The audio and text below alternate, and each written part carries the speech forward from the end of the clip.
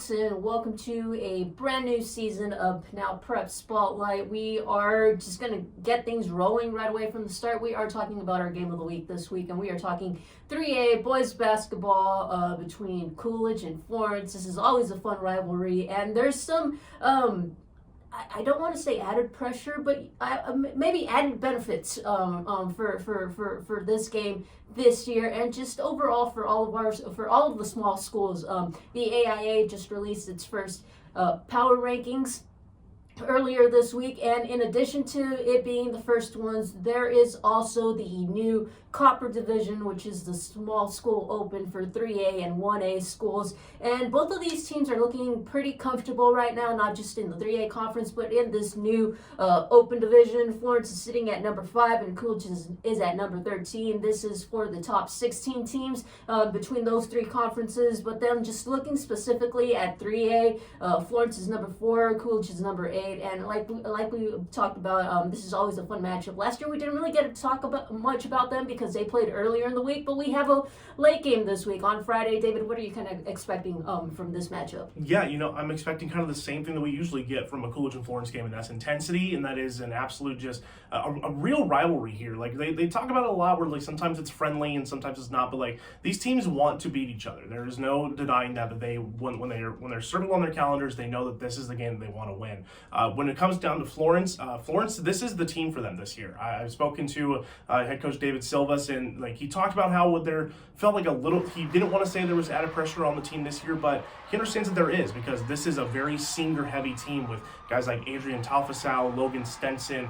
These guys are going to be guys that are going to be moving on to the next moving on after the season, so they're going to have to produce it this year. And with Coolidge, Coolidge is always going to be in there just from they have a history of just being a really solid team no matter who is on their roster. But a guy that we have seen kind of flourish this year is Corbin Downs, transferred from Vista Grande, is now with Coolidge. He's done a really solid job for them, leading them in points with 12 points scored a game so far this season. We've seen it from the two Dees brothers, Preston and Porter. They've done a really good job for them so far. So, I'm kind of expecting just a moment where they can, realize what they need to do, because I think Florence kind of has the edge just a little bit, but this is a very solid team, two very solid teams that I expect to have a really solid game here. So I'm going to take Florence in this one, but then expect Coolidge to definitely put up a fight.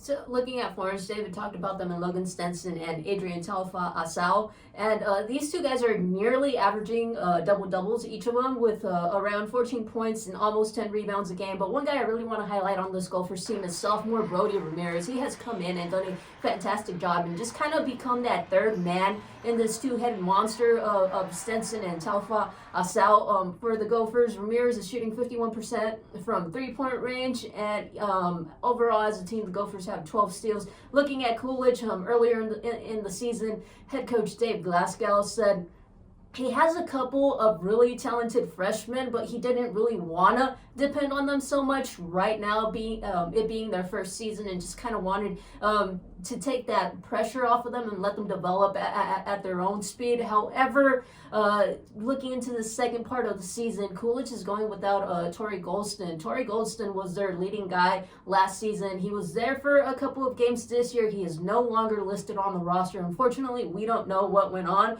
but Coolidge is moving on without Golston. And like David mentioned, Corbin Downs is kind of that guy who has stepped up and filled in those shoes that were left over. And the Dees brothers, they are doing a fantastic job of just boxing out inside and just trying to limit opponents from getting that ball, those rebounds off the glass and everything. So overall, I think while it might not be a tightly contested matchup going head-to-head, but both of these teams have different strengths, and they can utilize those to their benefit. So as always, this is going to be a really fun matchup. We're just going to keep this short and just talk about our game of the weeks, probably going on rather than doing our additional games to watch, because I feel like it's going to be kind of like football season, where we're just going to we're just going to be highlighting the same teams over and over again. Rather than that getting repetitive, we're just going to keep it short with just our game of the week. So hey, check out Pinal Central for coverage on this game as well as other games throughout the week.